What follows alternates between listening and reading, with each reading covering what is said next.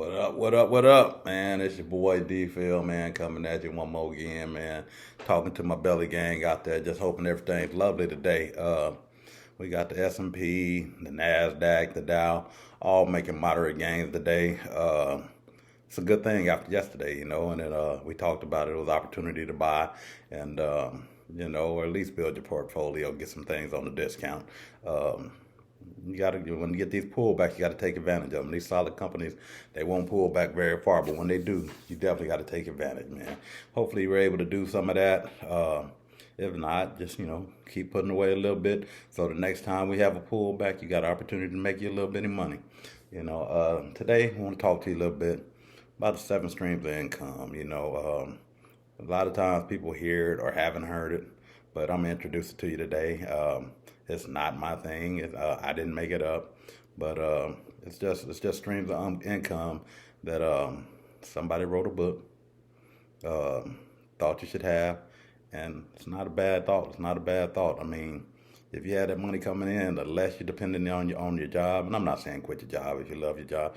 I'm not saying you have to quit your job. Like I say, I love going to work every day, but at the same time, I wouldn't mind being able to do whatever I want to and not have to go if I don't want to either. So hopefully you're in that same boat. So, we talk about it. The seven streams of income. The first one we're going to talk about just investment properties, that can be something as simple as you own two homes and one of them you rent out, all right? But that investment property brings you money back.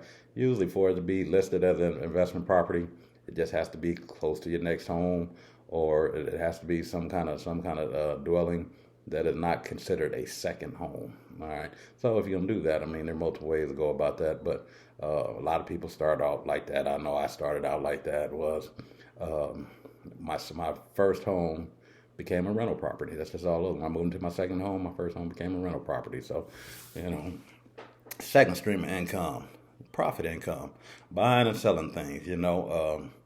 I can sell desert dirt to a rabbi in the desert if you let me, but you still have to do it in order to make that money. So, and buying and selling can be as simple as you buy a washer and dryer for $50 and sell it for $100. But something where you're selling it and bringing it in on a regular basis. All right. Interest income in the form of lending. We lend money to people all the time. You might as well get something for it. And if you don't get something for it, you need to have them hard conversations with the people you lend the money to, because they probably not going to be able to get it back to you when you think they are anyway. It's the reason why they came to you. So you got to have this tough conversation, because you don't want people just wanting you to come to you for money, and all they want to do is borrow it and then give it back with no consequence. All right. So if you have to suffer a consequence, maybe they should too. So what you want to do is, if you lend somebody $100, maybe you charge them 20 to get it back to you at a later date or whatever. You lend somebody $1,000, you can do an increment, $100 to get it back to you.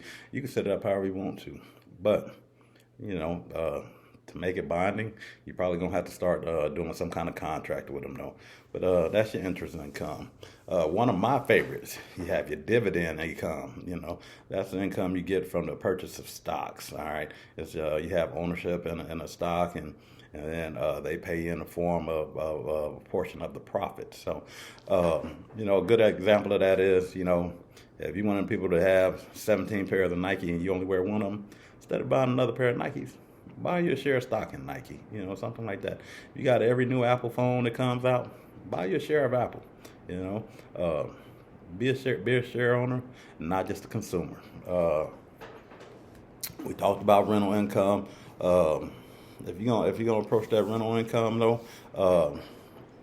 try and get your two and three family dwelling, something that can pay for itself. Something that if you lose a tenant or whatever, the building itself will still pay for itself, because you're gonna have other tenants paying for the rent or the mortgage, or however you put it together. And in the same time of bringing in this rental income, you'll decrease your tax obligation. Now you have to do your paperwork and have documentation, but you can significantly decrease your tax obligation. Capital gains, another one. All right, that's assets that increase in value. You know, it's hard to say art's not one, but a home could be one of those things. A home is a big one, and most people go out there, they think, oh, I finally made it in this world. I'm going to go out and get this big car. Don't go out and buy an $80,000 car before you buy a house. Get that house first. It's going to be an appreciating asset, and it's always going to make you more money. It ain't always, but I've very rarely seen anybody lose money on a home investment. So, but I have seen people lose money on a car, a nice car. It look good as heck, but they lose money as soon as they drive it off the lot. So that's what they call a depreciating asset. We don't want a bunch of them. So, and then the last one would be royalty income. That's money you get for somebody using your ideas, your thoughts, something that you have coined that's all you, and you're receiving some kind of payment for it on a regular. So anyway, that's the long and short of it. 7 streams of income. You may not be able to get all of them. I may never have all of them. You may never either. But who's to say you can't get 3 or 4? Set your goal. Get you 1 or 2. Start you with 1 or 2, and then work to 3 or 4. And then you always have your work income coming in where you're trading your time for money anyway. So you might as well have some of that money coming to you. Hey man, it's a beautiful day. Sitting out here enjoying it right now. I love coming to y'all on a regular with just this information to help you be financially literate. Man, there's nothing like being financially literate, because when you're financially literate, the next step is financial freedom. So hopefully we're increasing your spending power every day. And when I say your spending power, your spending power on your ability to invest in yourself.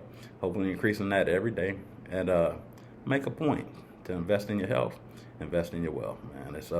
I'm gonna be consistent with it. You're gonna hear the same messages from me all the time, no matter what we're talking about. But invest in your health, invest in your wealth, and I'll talk to you again real soon. Y'all have a good evening, and peace out.